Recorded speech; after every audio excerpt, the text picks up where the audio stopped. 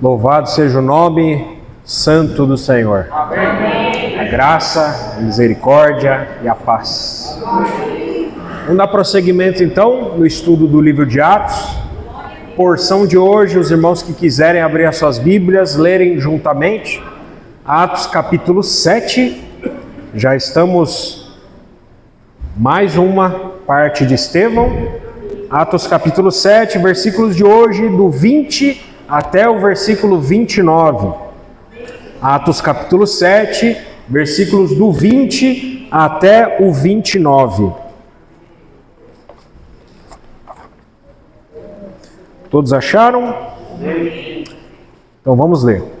Por esse tempo nasceu Moisés, que era formoso aos olhos de Deus.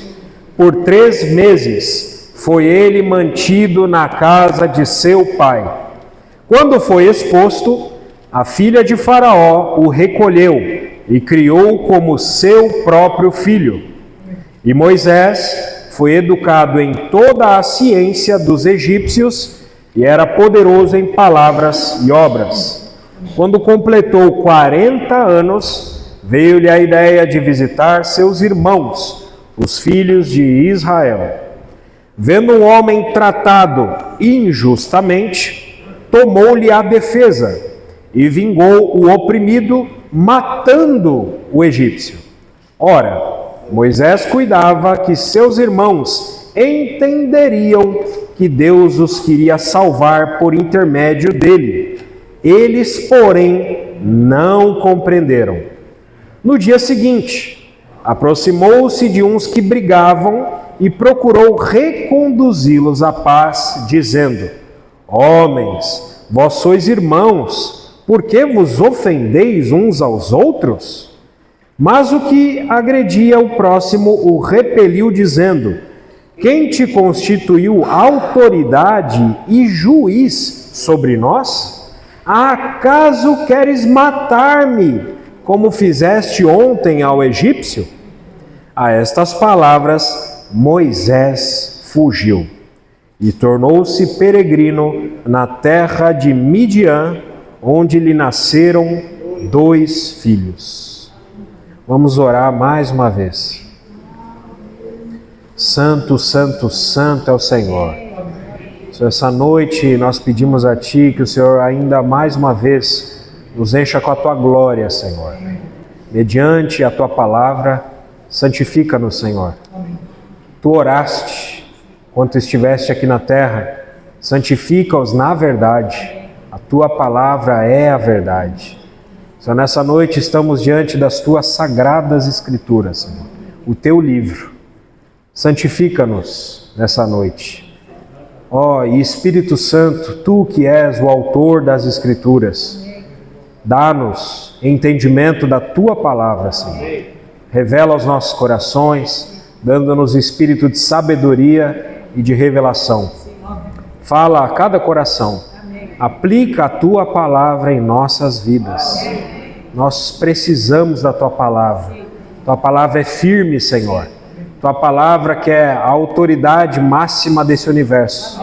Tua palavra que é o guia, nosso guia, Senhor. Pelos lugares escuros, ela é lâmpada para os nossos pés. Guia-nos, Senhor. Fala mais uma vez conosco. Encontra em nós corações como terras, fofas, terras frutíferas, Senhor. Tira de nós todo espinho, tira de nós todas as pedras, tira de nós, que nosso coração não seja um solo como beira do caminho, Senhor. Encontra-nos, Senhor, corações que anseiam por receber a água da palavra, Senhor. Lava-nos, limpa-nos, cura-nos, faz o Teu trabalho por meio da Tua palavra em nós. É isso que desejamos e te pedimos, Senhor, em nome de Jesus. Amém.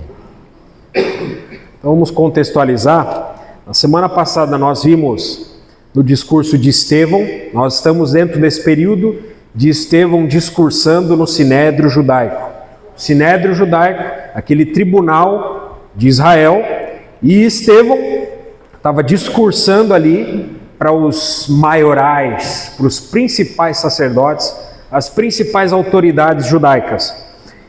E foi visto semana passada a menção da história de José. Estevão estava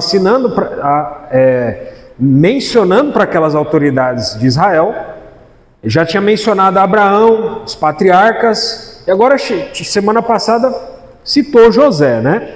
Que era bem conhecido para todos aqueles judeus que estavam ali, a história de José, e Estevão estava tentando elucidar para eles o verdadeiro José, que tinha sido morto há pouco tempo atrás. Então todos aqueles judeus do Sinédrio conheciam muito bem a história dos patriarcas, a história de José, e Estevão enfatizou bastante para aqueles judeus do Sinédrio a história de José.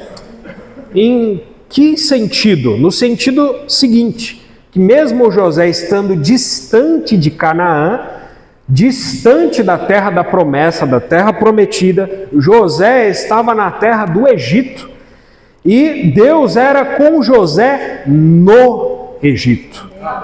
Não somente com ele, porque a gente viu que por causa da fome, não só José estava ali no Egito, mas a família inteira de José foi também morar no Egito. Houve uma fome na terra de Canaã, e todos aqueles da família de José, Jacó e etc., foram para a terra do Egito.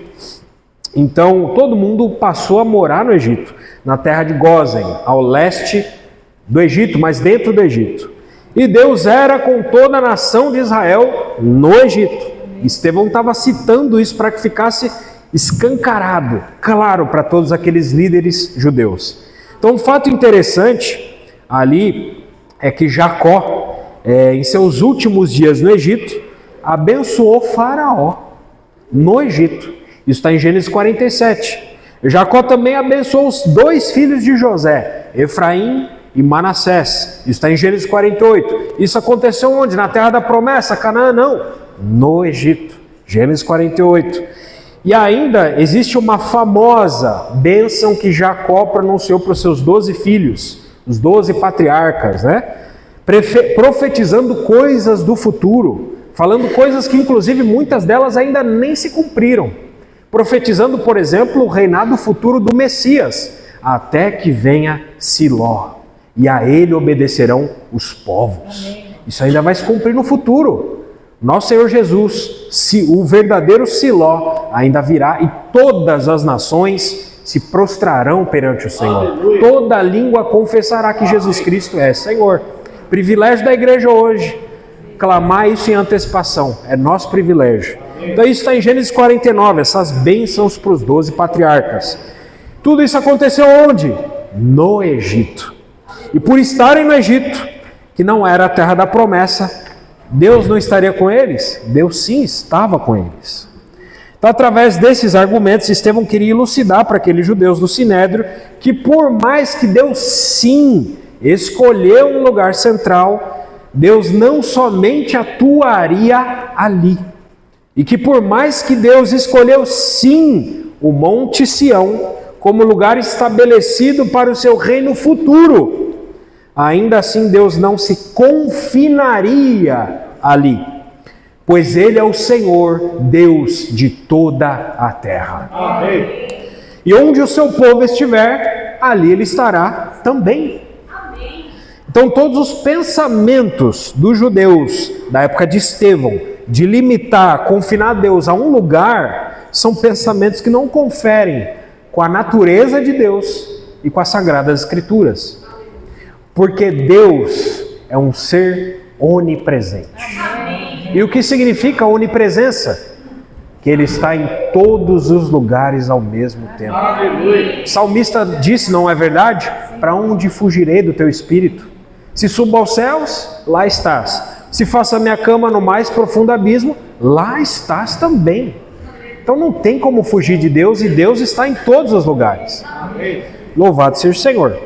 Um exemplo bem simples disso é que da mesma maneira como eu e você temos uma casa, na verdade, nosso lugar central, a nossa habitação, nosso lugar de repouso, nosso lugar de recreação, o lugar onde a gente tira os nossos sapatos, fica à vontade, abre a geladeira, descansa, Deus também. Nós não vivemos 100% do tempo nas nossas casas, não é verdade? nós saímos, vamos para a rua, trabalhamos e depois voltamos para as nossas casas. Da mesma maneira, Deus. Então, Estevão, ao melhor dos estilos de um bom professor de história, segue narrando os fatos em sua ordem cronológica. Então ali ele pegou os patriarcas, José, e aí no final dos versículos da semana passada, o irmão Sérgio falou para nós, versículos 18 e 19 de Atos 7, mencionam que surgiu um rei que não conhecia a José. E o resultado de um rei que não conhecia a José foi que os israelitas ficaram oprimidos no Egito, maltratados e impedidos de se multiplicar. Israel, então, foi impedido pelos egípcios de se multiplicar. Irmãos, agora falando sobre isso, isso é algo muito sério. É algo bastante complicado, é algo bastante grave, porque isso feria uma ordem que Deus deu aos animais e ao homem de frutificar e de se multiplicar. Isso está em Gênesis capítulo 1, versículo 22, a ordem dada para os animais, e Gênesis capítulo 1, versículo 28, a ordem dada para o homem. Quando Deus criou o homem, Ele deu essa ordem: multipliquem-se. Isso são mandamentos que Deus deu para a sua criação. Depois do dilúvio, o que Deus fez? Deus deu a mesma ordem aos animais que saíram da arca e também a Noé e seus filhos. Isso está em Gênesis capítulo 8, versículo 17, a ordem para os animais, e para o homem, Noé e seus filhos, Gênesis capítulo 9, versículo 1. Um tempinho depois, Deus repetiu de novo para Noé o mesmo mandamento. Gênesis capítulo 9, versículo 7. Multipliquem-se, multipliquem-se, multipliquem-se. Mostrando o quê? Que isso era importante para Deus. E aí a gente segue em Gênesis capítulo 12, versículo 2. Deus prometeu para o patriarca Abraão que a partir dele surgiria uma grande nação. E a mesma promessa de uma grande nação se estendeu para os seus filhos, para o seu filho Isaque e depois para Jacó, seu neto. A pergunta é então, como Israel se tornaria essa grande nação se os egípcios estavam impedindo os hebreus de ter filhos? Como que Israel se tornar essa grande nação? Qual que é a resposta? A resposta é que Deus é zeloso por sua própria palavra. Deus cumpre aquilo que Ele promete. Aquilo que está escrito, Ele se responsabiliza por cumprir. E quando alguém fere o que está escrito aqui, Deus dá um jeito, move céu e terra, mas Deus cumpre o que está escrito aqui. Então Deus é zeloso por sua própria palavra e promessas. Então Deus suscitaria um libertador. E esse homem, esse libertador é Moisés. Amém. Então hoje nós vamos ver esses versículos 20 até o 29.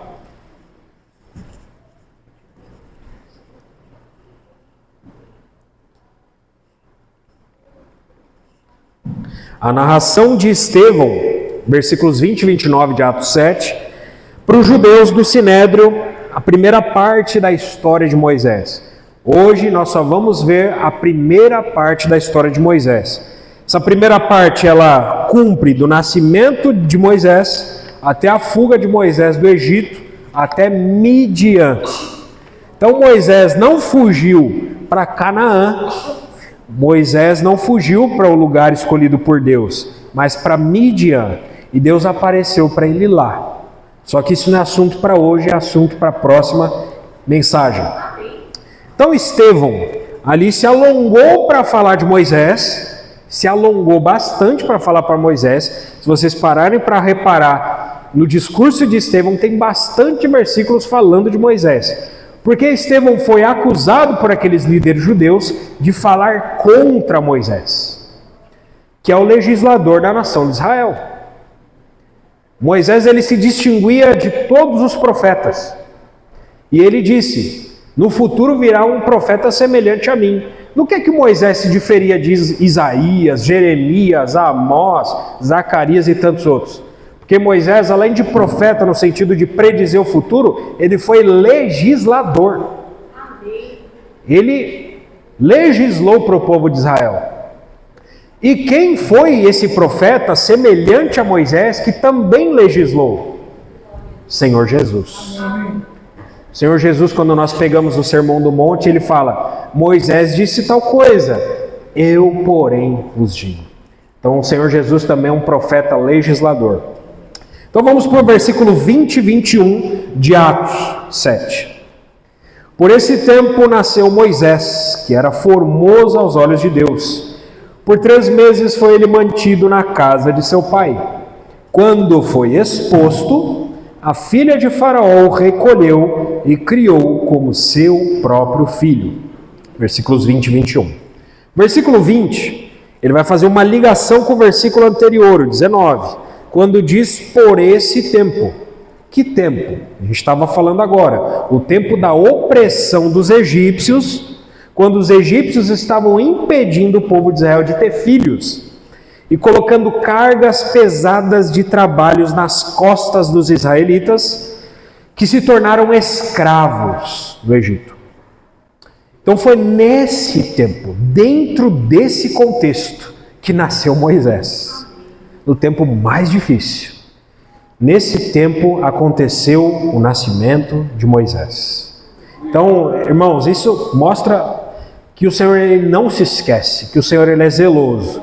Na hora mais difícil, o Senhor suscitou o libertador, Moisés, libertador da nação de Israel. Então o texto do versículo 20, ele nos traz detalhes sobre o bebê Moisés.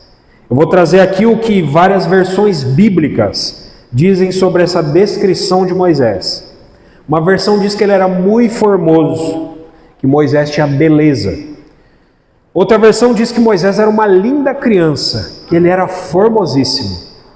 Uma outra versão bíblica, ao invés de dizer que Moisés era formoso, diz que Moisés era um menino extraordinário. Já outra versão diz que Moisés era um bebê especial aos olhos de Deus. E a versão que nós estamos lendo diz que ele era formoso aos olhos de Deus. E de fato Moisés era tudo isso.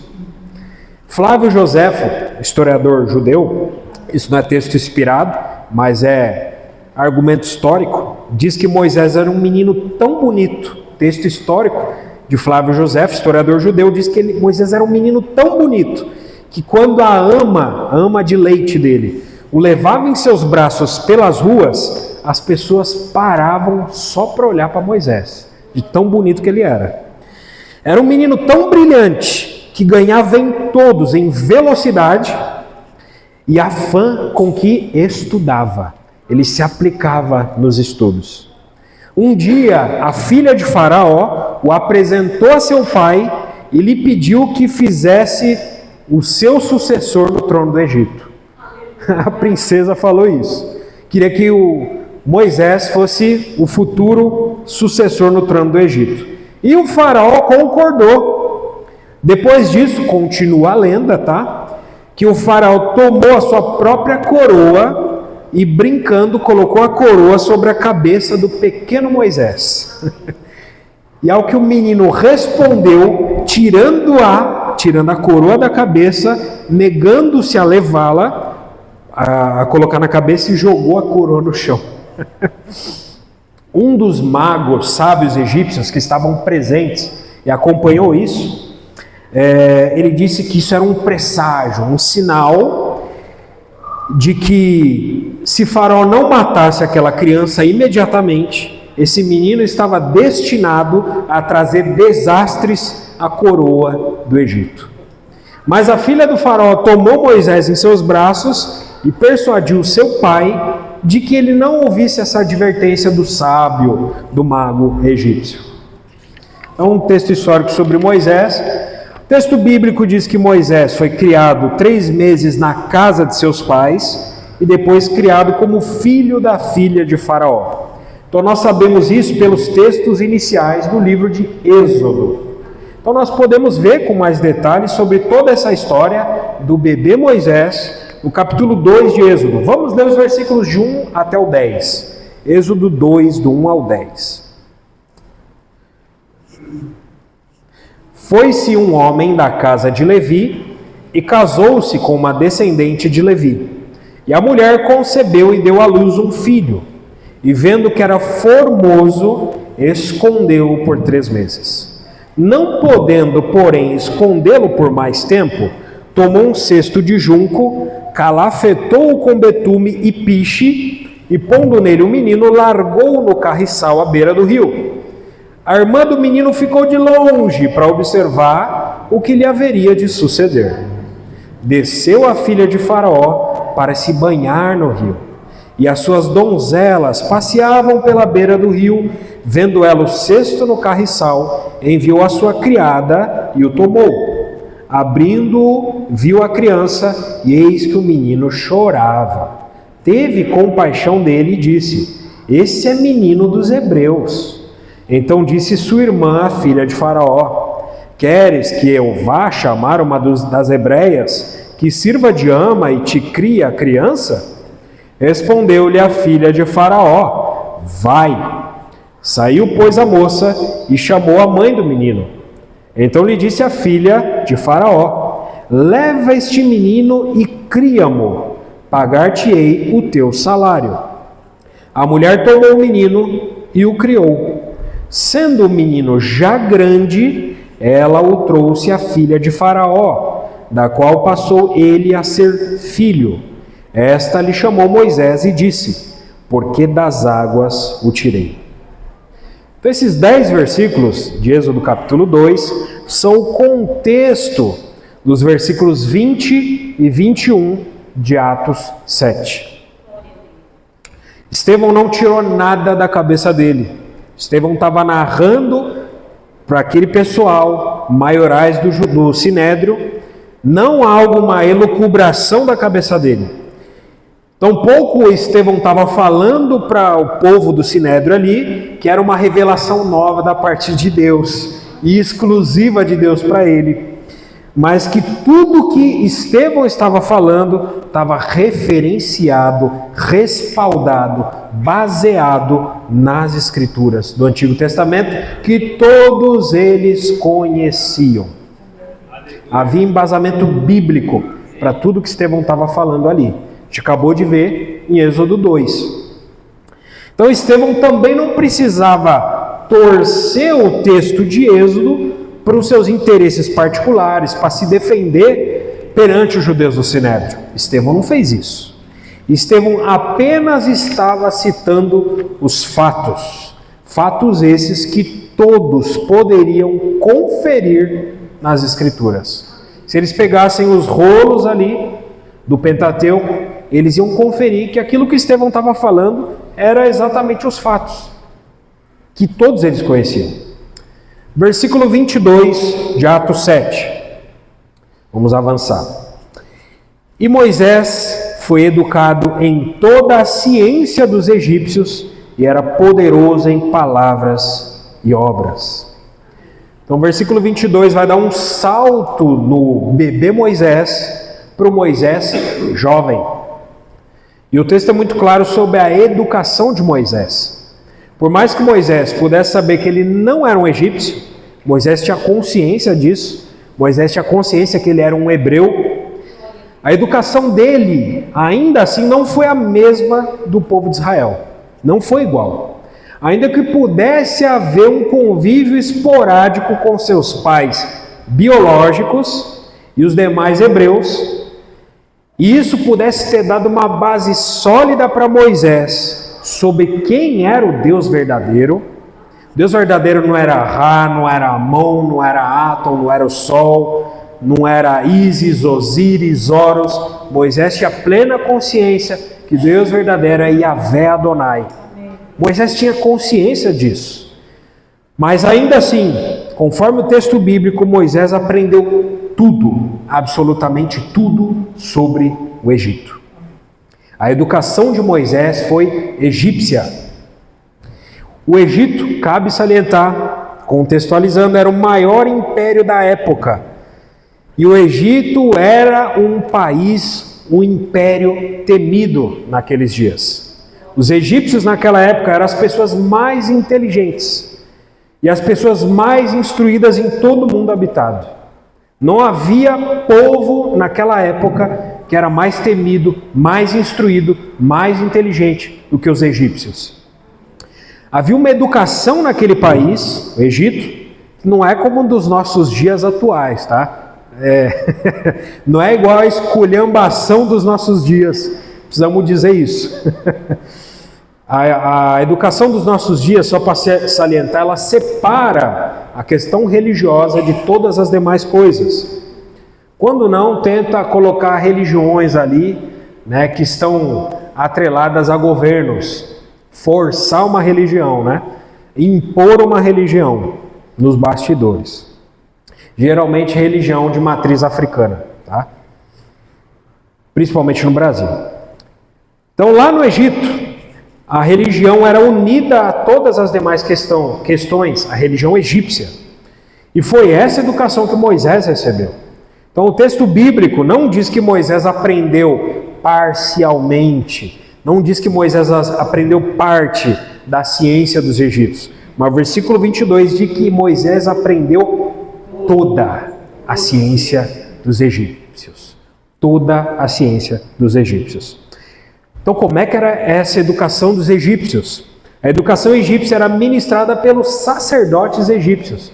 A educação egípcia era tão importante que não era simplesmente um professor que instruía os alunos, eram os próprios sacerdotes egípcios que instruíam os alunos.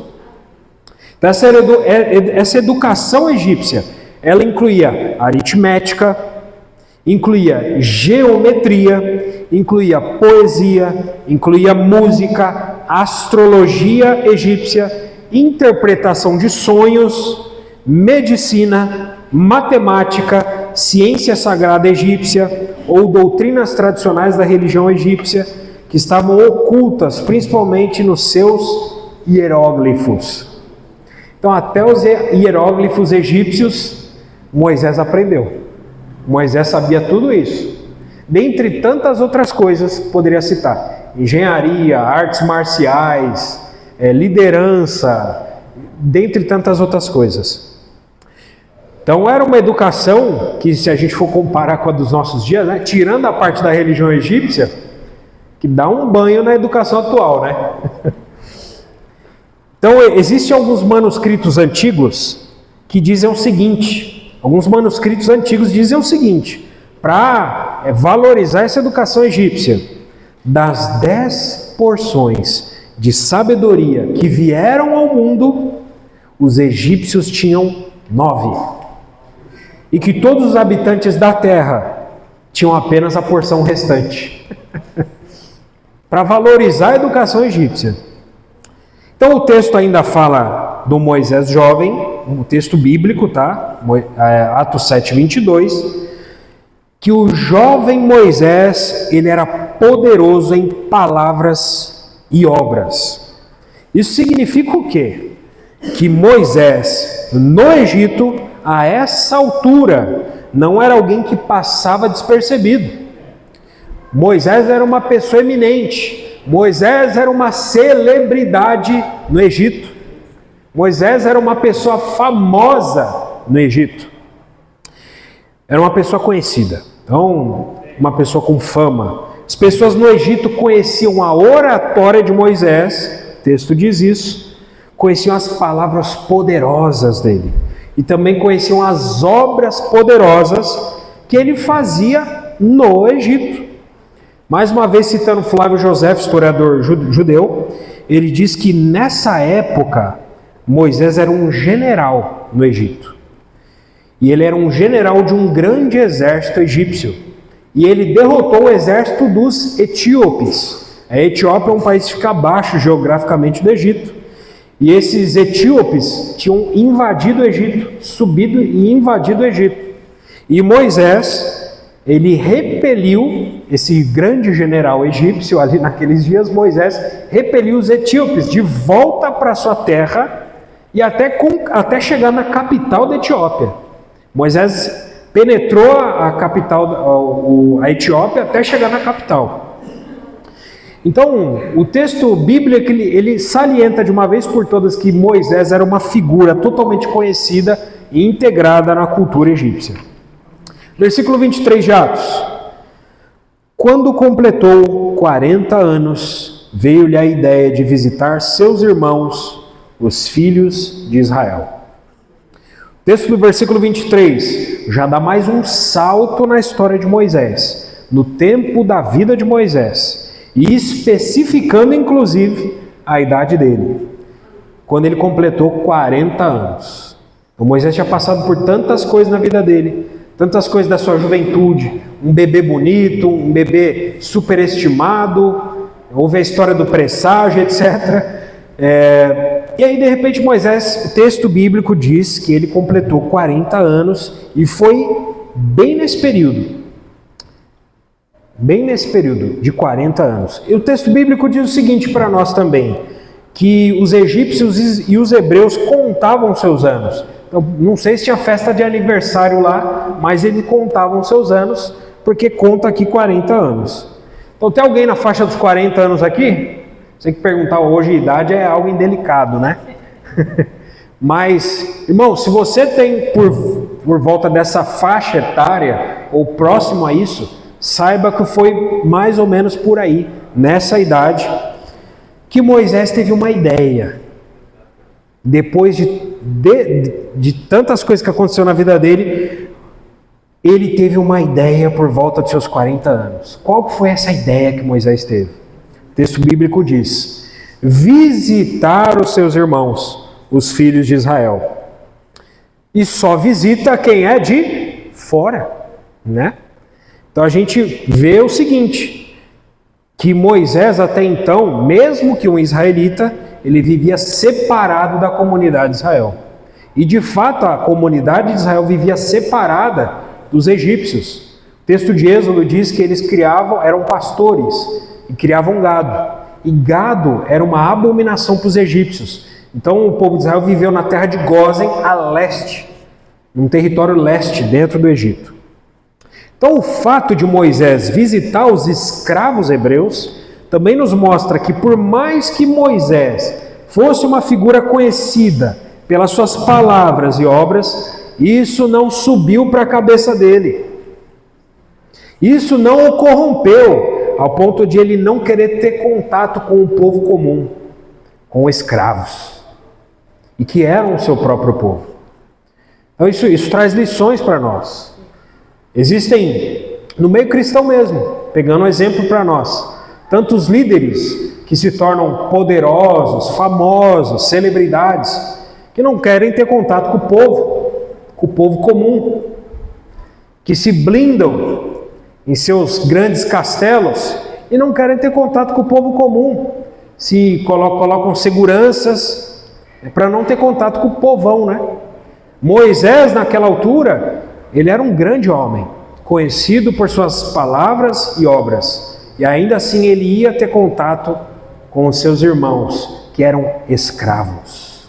Irmãos, nós talvez não saibamos o que era escravidão, o que é de fato escravidão, mas o povo de Israel era escravo no Egito. E Moisés ia ter contato com os escravos, possivelmente comia junto com os escravos. Aquele grande homem, celebridade, afamado, comia, vivia com escravos. A fama não subia para a cabeça dele. Atos 7:24. Vendo um homem tratado injustamente, tomou-lhe a defesa e vingou o oprimido, matando o egípcio. Então o versículo 24 nos mostra que quando Moisés, com 40 anos, foi visitar os seus irmãos, os filhos de Israel, ele viu algo, ele percebeu algo, ele notou algo. Ele viu o quê? Um homem tratado injustamente. O texto não especifica quem é esse homem que foi tratado injustamente, nem quem tratou injustamente. Mas o texto de Atos diz que Moisés foi uma espécie de defensor dos fracos e oprimidos, né? Moisés ele se colocou como defensor dos fracos e oprimidos, tomando a defesa de um homem tratado injustamente, vingando o oprimido. No Egito era assim naquela época. Ele vingava o oprimido. Só que no pacote dessa vingança estava a morte de um egípcio. Então o texto diz explicitamente, está muito claro no texto, versículo 24, que Moisés foi um assassino. Moisés matou um egípcio. Querendo vingar um homem que estava sendo tratado injustamente, Moisés matou um egípcio. Versículo 25.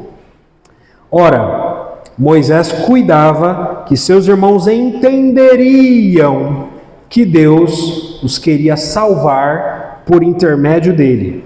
Eles, porém, não compreenderam. Então, versículo 25, que está linkado, unido ao versículo 24, nos mostra que Moisés, assim como nós, muitas vezes temos percepções erradas acerca do tempo de Deus para determinados assuntos. É ou não é verdade? E por conta das nossas convicções, vamos dizer, corretas, fora do tempo de Deus, o que Moisés falou, ele estava certo. No versículo 25. Deus queria de fato salvar o povo de Israel por intermédio dele. Era uma convicção correta, mas no tempo errado. Por conta das nossas convicções corretas fora do tempo de Deus, muitas vezes nós até estamos dispostos a matar os outros. Assim como Moisés. O Senhor Jesus disse no Sermão do Monte que quem odeia o seu irmão já o matou. Então o texto diz que Moisés cuidava. Moisés cuidava. Não diz que Deus cuidava. Não era o tempo que Deus estava cuidando desse assunto. Mas Moisés estava se precipitando, querendo ajudar Deus. Deus, você não cumpre teu propósito. Eu estou esperando há tanto tempo por isso. Possivelmente Deus já tinha dado uma promessa, ele tinha guardado no coração. Deus, eu estou esperando tanto tempo por isso. Não, Senhor, deixa eu tomar nas minhas mãos o teu propósito. Deixa eu fazer valer a tua vontade, Deus. Moisés cuidava, não era Deus que cuidava, era Moisés. Moisés cuidava que seus irmãos entenderiam que Deus os queria salvar por meio dele. Irmãos, nós sabemos que isso aconteceria no tempo, modo e propósito de Deus. Ainda não era a hora. Ainda não era a hora. Então Moisés tentou forçar essa situação. Assim como nós também, Muitas vezes estamos corretos. Nós não estamos errados. Nós estamos corretos em relação a determinados assuntos. Nós tentamos muitas vezes forçar a barra, Tentar fazer os outros entender. Você chacoalha a cabeça da pessoa, entende, pelo amor de Deus, esse assunto. Você tenta forçar a pessoa a entender aquele assunto. Você tenta colocar na cabeça das pessoas tal assunto. Qual geralmente é o resultado quando está fora do tempo de Deus? Assim como no versículo 25, eles não compreenderam. As pessoas não vão entender. Se não for dentro do tempo de Deus, do modo de Deus, as pessoas não vão entender. E isso vem da parte do Senhor, para o Senhor nos provar. O Senhor prova todos aqueles que são seus. Todos aqueles que são seus. Porque existe uma guerra espiritual. E o Senhor quer saber sempre se nós estamos do lado dele ou do lado do inimigo. Então por isso o Senhor sempre nos coloca à prova. Muitas vezes com questões corretas. Mas mesmo em questões corretas, nós precisamos sempre orar, discernir, para saber se isso está dentro do tempo de Deus. Amados irmãos, o teste do tempo é um dos testes mais difíceis que todo verdadeiro servo de Deus deve suportar. Uma pedra preciosa, ela precisa de 3 coisas para ser moldada: calor, pressão e o último, tempo. Uma pedra preciosa não nasce do dia para a noite. Precisa de pressão, precisa de calor, precisa de tempo. tempo. O teste do tempo é um dos testes mais difíceis que todo verdadeiro servo de Deus deve suportar. Falar de espera nos nossos dias é tão difícil. É algo como se fosse uma utopia, né? Hoje, irmãos, tudo é agitado, né? Você vai conversar com as pessoas, nossa, eu estou na correria. Não é assim que a gente fala? Eu estou na correria. Mas com Deus não é assim. Amém. Não existe correria para Deus. É tudo no tempo dele. Amém. Às vezes a gente quer apressar o propósito de Deus. O resultado, ninguém vai entender nada. E o tempo de Deus muitas vezes vai nos fazer esperar. Porque Ele quer forjar paciência em nós. Ele quer forjar perseverança em nós. Ele quer provar o nosso coração. Assim como provou Moisés. Às vezes eu e você, na verdade, muitas vezes a gente tem essa experiência. Acho que acabou aqui também.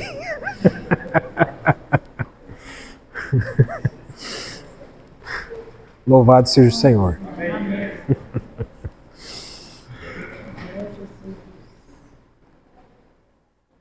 Louvado seja o Senhor pelo teste do tempo. Aleluia. Louvado seja o Senhor pelas tribulações que Ele nos coloca. Pelas dificuldades que Ele nos coloca para trabalhar o nosso ser. Para nos tornar pedras preciosas.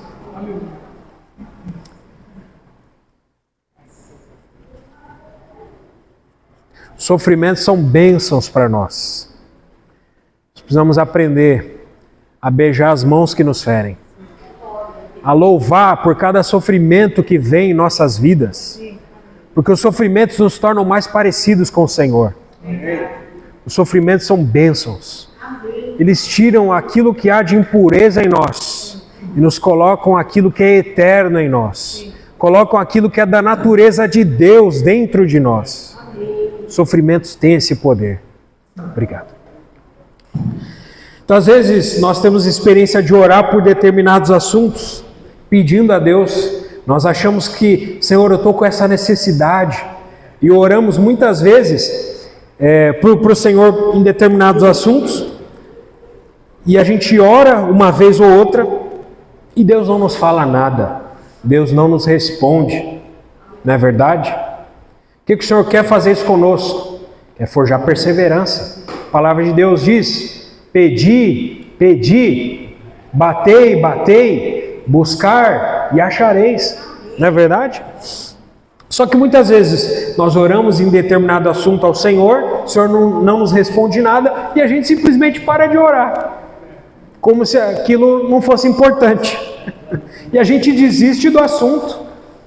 Essa é a experiência da grande maioria dos cristãos na vida de oração. Isso nos mostra que não havia consistência no nosso pedido, porque de fato não havia uma necessidade real. A gente estava pedindo coisas para satisfazer nossos desejos. Como diz Tiago, pedi mal para esbanjar nos vossos prazeres. Se há uma necessidade real, se a gente realmente está desesperado por algo, a gente pede insistentemente. Como aquela viúva, como aquelas pessoas que, na parábola que o Senhor Jesus citou, que bate na porta e vai atender pela importunação. Quando existe necessidade real, a gente pede até receber do Senhor. Então, às vezes Deus permite que alguma situação persista por anos na nossa vida, seja ela qual for. O Senhor permite situações de incompreensão da parte dos outros, mal entendidos, situações em que você inclusive está correto, mas você sai como malvado da história, você sai como errado da história. Foi assim com Moisés, foi assim com o Senhor Jesus. A sua própria família não acreditava nele. Os próprios irmãos do Senhor não acreditavam nele, não criam no Senhor Jesus. Não compreendiam. Houve um incidente até com Jesus, que seus parentes saíram para prendê-lo, porque disseram que ele estava louco, ele estava fora de si. Então, amados, estejamos preparados para passar por incompreensões, por mal entendidos e, sobretudo, por espera.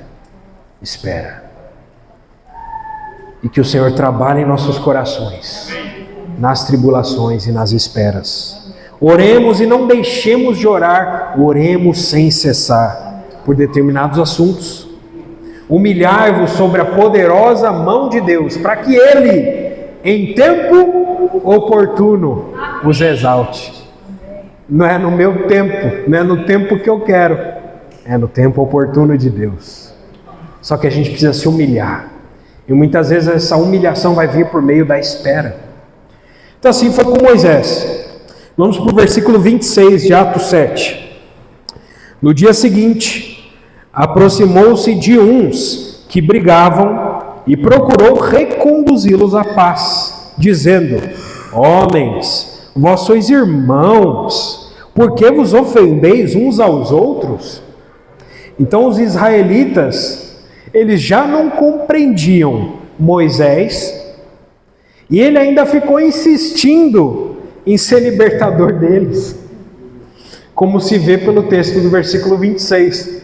Moisés conseguiu piorar a situação, como a gente muitas vezes consegue piorar a nossa situação. Moisés se aproximou de uns que estavam brigando e quis se colocar como pacificador. Não, deixa comigo, eu vou matar no peito e vou resolver. Tudo que Moisés fez estava correto. E a Bíblia tem inclusive uma bem-aventurança em relação a isso. A Bíblia diz: bem-aventurados os que são pacificadores, porque eles serão chamados filhos ruiós, maduros de Deus. Mas aqui Moisés queria pacificar com que intenção no coração?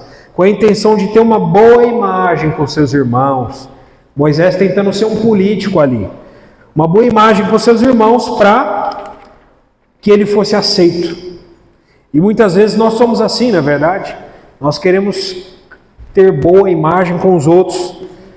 Qual vai ser o resultado disso? De nós queremos ter boa imagem com os outros, né? Tentando pacificar, tentando matar no peito. Deixa que eu resolvo, deixa comigo. Eu faço, eu aconteço. Versículo 27 e 28 vai dizer o resultado desse tipo de atitude. Uma atitude boa também, só que com intenções ocultas por trás. Ele queria ser o libertador do povo. Versículo 27 e 28, vamos ler esses dois. Mas o que agredia o próximo o repeliu, dizendo: quem te constituiu autoridade e juiz sobre nós? Acaso queres matar-me, como fizeste ontem ao egípcio? Então, conforme o versículo 27, o agressor questionou Moisés e foi cirúrgico naquilo que havia de intenções no coração de Moisés. Moisés estava tentando se colocar como autoridade e juiz sobre eles. E ele foi questionado por isso. Quem te constituiu nossa autoridade e nosso juiz? Isso era propósito de Deus. Mas como falamos, ainda não era a hora. De fato, Moisés se tornou autoridade, juiz, legislador, profeta e até uma espécie de rei da nação de Israel. Quem diz que não, o primeiro rei da nação de Israel foi Saul? Não, foi Moisés mesmo. Mas não era a hora. Não era a hora. Versículo 28 ficou ainda mais feio para Moisés. O 27 a gente já viu que Moisés foi de degrau em degrau para baixo, né? Só descer na ladeira. Então, o versículo 28 a gente vê que ficou ainda mais feio para Moisés, porque o agressor trouxe um fato conhecido à tona. Qual que era esse fato? O fato que foi mencionado no versículo 24. O fato era que Moisés havia matado um egípcio no dia anterior. Isso deve ter causado um grande constrangimento em Moisés. Moisés murchou. Mas na cabeça de Moisés, ele só queria fazer o bem. Ele queria libertar seus irmãos. Ele queria criar uma boa imagem. para os seus irmãos, povo de Israel. Então aquele que era grande, o grande Moisés, poderoso em palavras e obras, educado em toda a ciência dos egípcios, aquela pessoa de grande fama e autoridade, foi humilhado por escravos. Foi humilhado. Aquele que quer se exaltar, será humilhado. Foi isso que aconteceu com Moisés. A reversão é o método de Deus. Não é verdade? Aquele que quiser ser grande entre vós, Senhor Jesus diz, seja esse que vos sirva. Reversão, o método de Deus. Aquele que quiser se exaltar, será humilhado. Aquele grande homem, filho da filha de Faraó, grande educação egípcia, que queria ser grande também no meio do povo de Israel. Não, pode deixar comigo, eu vou ser o libertador de vocês. Deus humilhou. E assim também é conosco.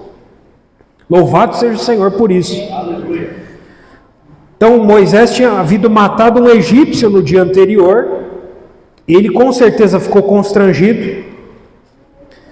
E isso nos mostra mais uma vez que nossas ações, todas elas, fora do tempo de Deus, são todas ações carnais.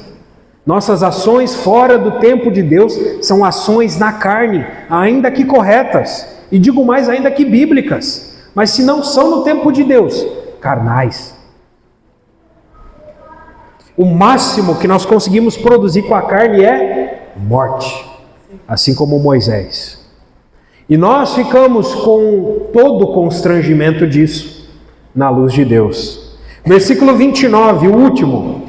A estas palavras Moisés fugiu e tornou-se peregrino na terra de Midian, onde lhe nasceram 2 filhos. Por fim, o versículo 29 nos diz que as palavras do agressor foram certeiras, pois a estas palavras Moisés fugiu. O agressor tocou no ponto vital de Moisés. Ele foi humilhado por aquele agressor. Você quer me matar igual matou aquele egípcio? Isso tocou a consciência de Moisés. Tocou a tal ponto que ele não tinha palavras. Aquele homem poderoso em palavras não teve palavras. Não conseguiu, com toda a retórica do mundo egípcia, não conseguiu debater com aquele hebreu escravo. Foi humilhado por um escravo e fugiu. Moisés foi tão covarde, se encolheu tanto, que ele fugiu. O que foi falado mexeu tanto com o interior de Moisés, que ele fugiu. E Moisés não fugiu para um outro país próximo. Moisés foi para bem longe do Egito. E a fuga de Moisés não foi uma fuga passageira como quem foge para depois voltar. O versículo nos mostra isso. Ele fugiu de maneira definitiva, se tornou um peregrino na terra de Midian. Midian era bem longe do Egito. Midian é onde hoje é a Arábia Saudita, bem longe do Egito. É um outro país. E Moisés teve 2 filhos lá em Midian. Versículo 29 nos diz isso. Ele fugiu de maneira definitiva. Todas aquelas ideias de grande homem que ele queria caíram por terra. Moisés foi humilhado e ele se estabeleceu de uma maneira por todas em Midian. Porque quem tem 2 filhos num lugar, não coloca os filhos para ficar em vários lugares fugindo. Quem tem filho geralmente quer estabilidade, procura uma estabilização. Então Moisés se estabeleceu na terra de Midian. Então, a essa altura, certamente já não estava mais nos planos de Moisés se tornar o libertador de Israel. Moisés encolheu e ficou pequenininho. Essa é a história de Moisés bebê e a história do Moisés jovem. Voltando a Estevão agora, lembrando, Estevão fez lembradas toda essa história que a gente acabou de falar, para o seu público, aquelas autoridades judaicas que estavam querendo se exaltar para cima de Estevão. Para quem sabe, o Senhor não tocasse a consciência deles eles fossem humilhados também. Quem sabe eles não colocariam a mão na consciência e percebessem que a nação inteira de Israel não estava na Terra Santa nessa altura, e sim no Egito, como escravos no Egito, e ainda assim Deus estava com eles. Quem sabe eles não se lembrassem, aquele povo do Sinédrio judaico, que Deus ali estava presente nos detalhes. Deus foi quem permitiu a escravidão. Deus permitiu a escravidão de seu povo no Egito, mas ao mesmo tempo suscitou um libertador. Só que esse libertador precisava ser trabalhado por Deus, para a tarefa que Deus tinha para ele. Deus jamais vai usar alguém que se exalta. Deus sempre usa pessoas humildes. E Satanás foge da humildade. Satanás tem pavor de humildade. Satanás tem pavor de pessoas que se humilham. E até que Moisés não fosse humilhado, ele não seria usado por Deus. Porque Deus não nos dá funções sem nos treinar antes. Esse treinamento envolve repetições em muitas situações que por vezes nós não gostamos. Mas é exatamente nelas que o Senhor está. Assim foi com Moisés. Deus estava com ele no Egito. Isso nos mostra que um homem grande aos olhos de Deus não é um homem como aqueles judeus do Sinédrio pensavam, que estava preso ao passado e ciumento de seus privilégios, como aqueles judeus estavam.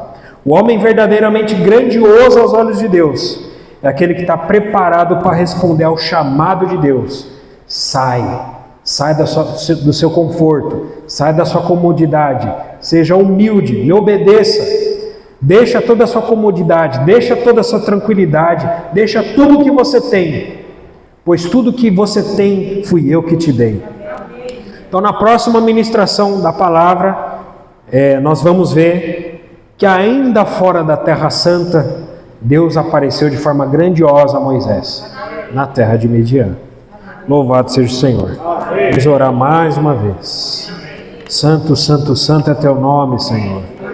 Ó Senhor, muito obrigado, Senhor, por cada tribulação que o Senhor coloca na nossa vida, para nos colocar no nosso devido lugar.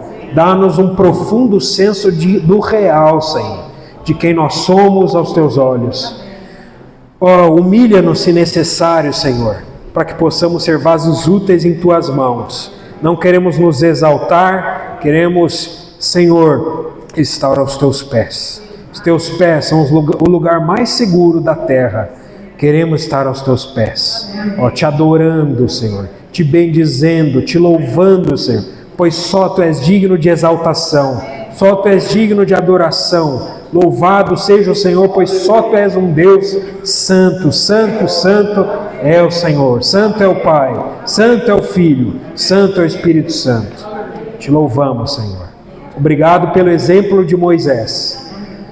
Torna essas palavras vivas na nossa vida, no nosso dia a dia, quando voltarmos para as nossas casas. Sejamos um povo, não um povo que se exalta, mas um povo que se humilha.